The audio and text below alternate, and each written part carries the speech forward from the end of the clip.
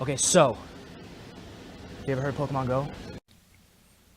Hello, thank you for checking in with Too Late to Sleep. I am the Tramp, as always, and this is the big news of the week in wrestling that was. Biggest news this week is that Brock Lesnar was notified by the United States Anti-Doping Agency that he failed a test from before UFC 200. Before the fight, he argued that he was just a jacked white boy, but this news sure seemed to let some of the air out of his tires. Get it? Jacked? Air tires? What do you know from funny? WCPW Loaded this week had a match between Martin Kirby and an imposter dressed up like El Ligero. That ended when the real El Ligero came out and performed some twin magic. There's the real El Ligero, my friends. Press off, a bit in. Hang on. Oh, one, two. Oh my god. If you're curious how that worked, it's either because of a bit of trivia that's not very well known, that all British people are colorblind, or what may soon be known as LOL WCPW booking. On Raw this week, Darren Young became #1 contender to the Miz's Intercontinental Championship when he won a battle royal to claim that status.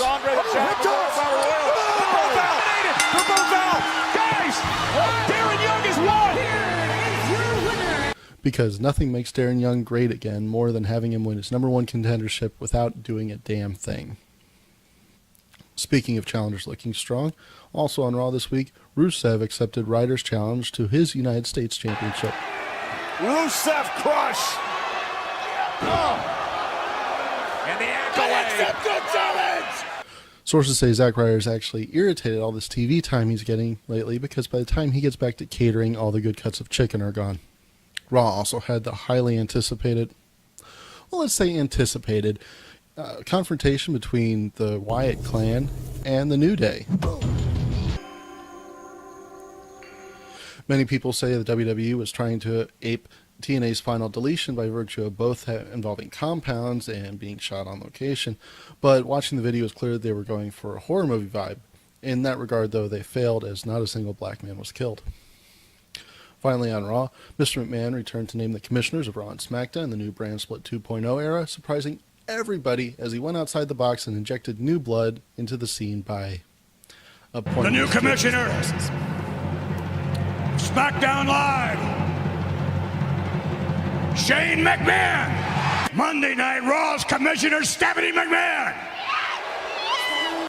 Shane and Stephanie will be competing with each other on many metrics, from ratings to house show attendance to merchandise sales, to which brand has the fewest stars suspended for wellness violations. The two will announce next week their general managers, who presumably will handle the day-to-day operations while the commissioners are busy doing charity work for publicity or launching failed businesses in China. TNA had a special episode of Impact this week, their annual Destination X, formerly a pay-per-view, until they pulled back their pay-per-view schedule a couple of years ago. This year, we were sure to see at least one new champion, as the main event was their answer to Hogan vs. Warrior, champion versus champion, Bobby Lashley versus Eddie Edwards, in a world title versus X Division title match. The show ended with no title changing hands. First, Sienna, who is the current Knockouts version of imposing heel champion, after actually imposing heels Awesome Kong and Havoc, left the company a while back, retained her title. Puts it on! And then was crowned as the match ended in no contest due to the TNA debut of Moose, who quickly lined himself with the other recent TNA acquisition from ROH, the Miracle Mike Bennett. That's Moose! And Eddie Edwards trying to get to Moose here. Trying for a preemptive strike, and I don't think it's going to work out. And a low blow by Mike Bennett. He's going to manhandle All the increased views you're going to get from people staying over from last week's Final Deletion is to end your main event of the next big show in a non-finish. Way to go, TNA. We did see a new #1 contender to the X Division Championship crown, though, when DJZ won a ladder match to claim that distinction. Andrew Edwards still hanging on the ladder nuts. He's going to do it. A determined DJZ has his hands on it. DJZ's #1 contender. So that'll pay off when TNA gives us a definitive ending to Lashley Edwards, so sometime around September. NXT this week started off with a Samoa Joe promo where he was confronted by Rhyno, who challenged him for the title. I'm the man around here.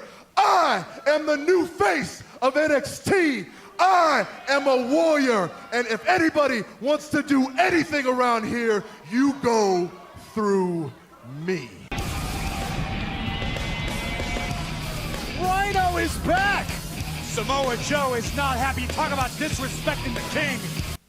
Because nothing says developmental title feud like a 17-year-old wrestling veteran defending his belt against somebody who's already been in a couple of WrestleManias. The big draw of the show, however, was the match between former champ Finn Balor and his old New Japan Pro Wrestling rival Shinsuke Nakamura. Finn, right over. What's he got? Going for that reverse. Reverse 1916. He got it. Nakamura looking for the kill shot here. No! Oh, double. This was great because critics of their old NJPW matches always said that the thing that was lacking from them was a 200-person crowd that was insistent on making themselves the star of the show. Also this week on Wednesday on the WWE Network, the CWC launched with 4 matches in the first episode. Fantastic matches. My personal favorite was the main event of Mulata versus Kota Ibushi. Into the feet of Mulata. Mulata, wow!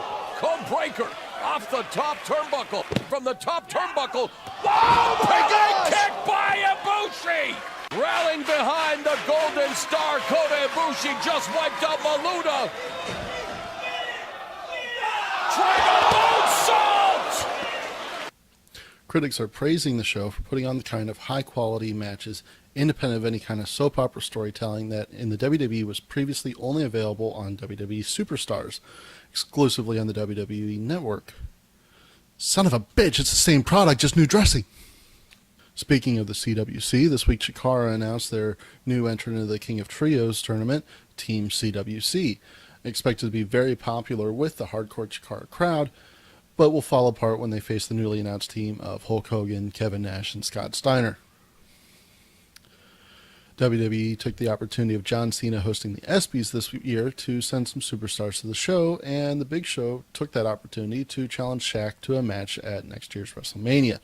It was possibly the most intense, heated confrontation that we've ever seen between a wrestler and a non-wrestler outside of wrestling to promote a match. Let's take a look. What are you doing next year? I don't know. Why don't we wrestle at WrestleMania in Orlando? Let's do it. I love you, brother. Love you too. Andy Kaufman, where are you? We need you. This week's Lucha Underground saw Sexy Star win a 7-man elimination match to become the new Gift of the Gods champion. Sexy Star is more than fired up. Oh! No fear in her eyes. She is ready to rock. Whoa! Sexy Star has shattered the glass ceiling, and she is the new Gift of the Gods champion. We talked about Lucha Underground here on Too Late to Sleep. In case any of you are unfamiliar, the Gift of the Gods belt is essentially their version of the Money in the Bank briefcase. The problem is that their other champion, who Sexy Star can now challenge, is their version of Abyss, the Monster Montanza. Maybe that's why Sexy Star is retiring from wrestling. To give people who don't watch Lucha Underground an idea of what kind of stories this show deals with, let me leave you tonight with the scene that closed out this week's Lucha Underground episode. What do they want me for? Murder? I don't think so. They do now. What? It's time. There's really nothing more to say after that. Thank you for watching, folks. As always, I've been The Tramp. The links to the full versions of all videos that I've shown tonight are in the description, as is a link to Reddit Country Club discussion. Please feel free to join us. And as always, cheers.